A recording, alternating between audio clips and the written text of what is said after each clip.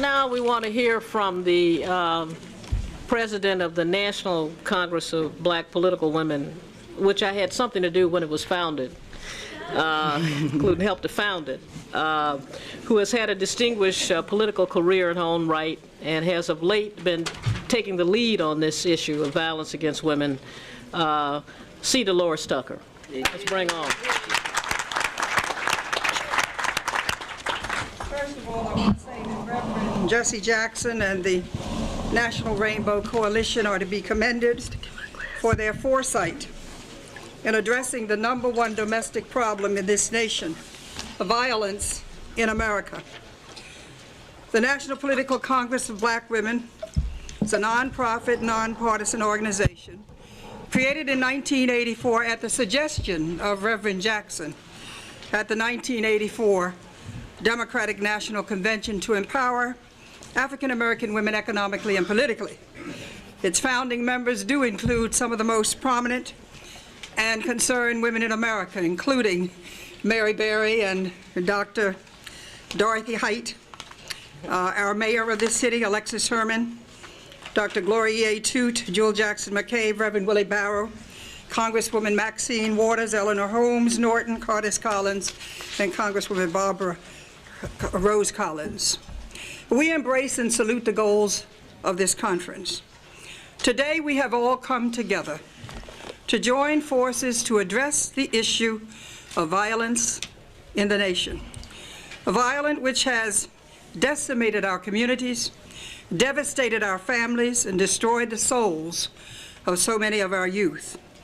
It is imperative that we stop the agendas that are not too relevant as this, that we stop pondering over the issue of space exploration, that we stop debating whose diary we should publicize, that we stop arguing over what choices each lifestyle has. For today we must be serious about this serious situation, this plague, this death to our society. Our greatest fear right here in America is not from hurricanes or earthquakes, not from disease or war, but from violence one against the other. We must understand clearly that violence comes in many forms and is acted upon by many sources. Whether we are talking about physical violence, spiritual violence, economic violence, or sexual violence, the end result is the same: the destruction of human life. Enough is enough.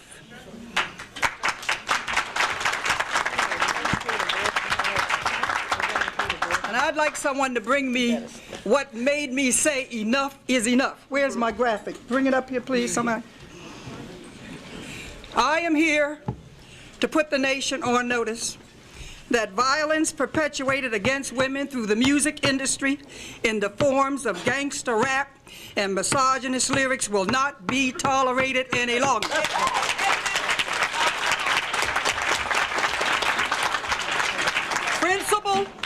Principle must come before profit.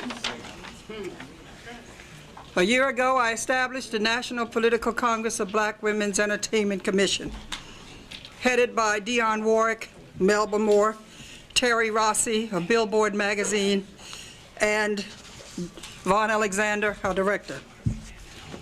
It had one primary goal: the task of examining and developing strategies and solutions for reshaping and maintaining positive images to preserve the dignity and the heritage of our youth, instead of continuously exposing our youth to negative media that distorts their images of male-female relationships, that undermines the stability of our families, communities, and nation by encouraging violence, abuse, and sexism as acceptable behaviors, and perpetuates the cycle of low self-esteem of African American youth. Thus, images that degrade our dignity and are an insult to our children, our families, and communities concern us too. And that includes all this gangster rap and misogynist lyrics. Music that glorifies and promotes violence with guns, knives, or drugs, and denigrates and defames women. And with the release of Snoop Doggy Dog's debut album, Doggy Style, that includes artwork that is nothing but pornographic smut, available to any child to go in and buy with the album and with a record. That has got to stop. You want to know why I'm on the warpath? When I saw this, I said, that's it. We march again, and we're going to keep on marching and demonstrating the truth stuff.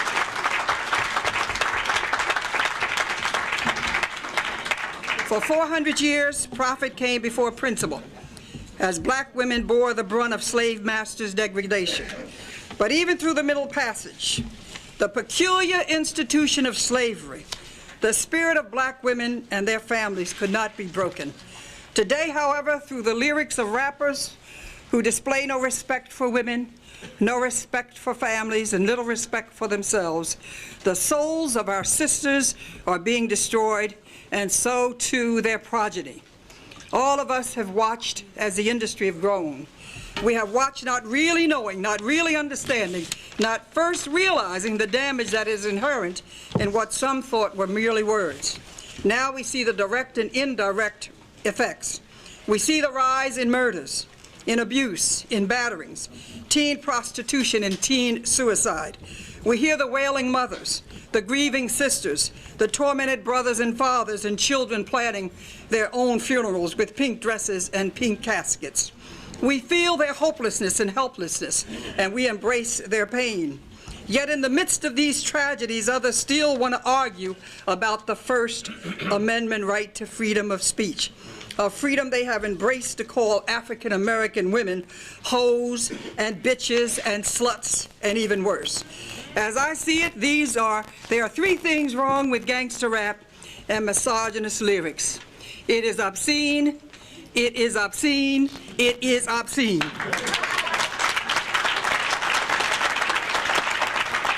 In my view, it was never intended by the founding fathers of this nation that First Amendment rights were meant to protect obscenities.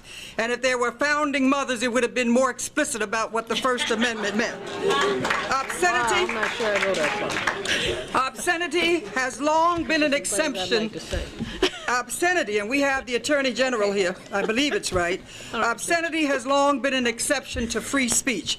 If the filth that is portrayed in these gangster rap videos and art is not obscene, then I submit that nothing is obscene. In 1992, the Canadian Supreme Court ruled that it was more important to ban speech that is dehumanizing to women than to protect free speech. African American women have always been the protector and nurturers of their homes, their families, and their communities. We march for our rights to Selma. I was there with Dr. King. We're beaten with billy clubs, and we're bitten with dogs unleashed by bull connors. We will not tolerate injustice and insults from our worst enemies then, and we sure ain't going to accept insults from our youth now. All right. Okay. Although the MPCBW condemns the actions of those young people who produce such music, we also realize that we must provide other channels for them to use these multiple talents they have in a positive and wholesome way. After all, they are not the root causes of the complex socioeconomic forces that are manifested in such vile entertainment. Those problems were there long before many of them were born. Those problems must be addressed if the communities that produce those gangster rappers are to survive and thrive. We know some of the problems, and now on behalf of NPCBW, I will offer up some solutions so that we can help turn this nation around and communities around.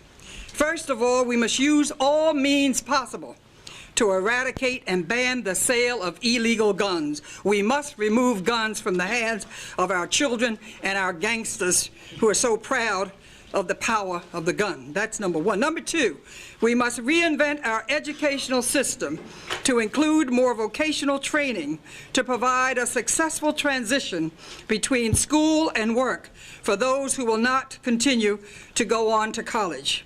We must extend the school hours in the school year so that latchkey children teachers will be from their schools instead of from the street. We must provide educational opportunities for our prisoners so that they will be productive citizens when their tour of prison is over. I met with Senator Carol Moseley Braun, and I was very pleased to amend what she was introducing to the Senate, not only educational opportunities, but training opportunities as well. And she has proposed mandated training for all prisoners in education. Now, we must provide... See, Deloris, now you don't have to say everything you want to say this time. You'll get to talk again. Well, I've just got one more page, and may I finish? I wait a long time to come, and let me just finish it. Please. Okay, well, if you can I only got one more little page here. All right. To provide community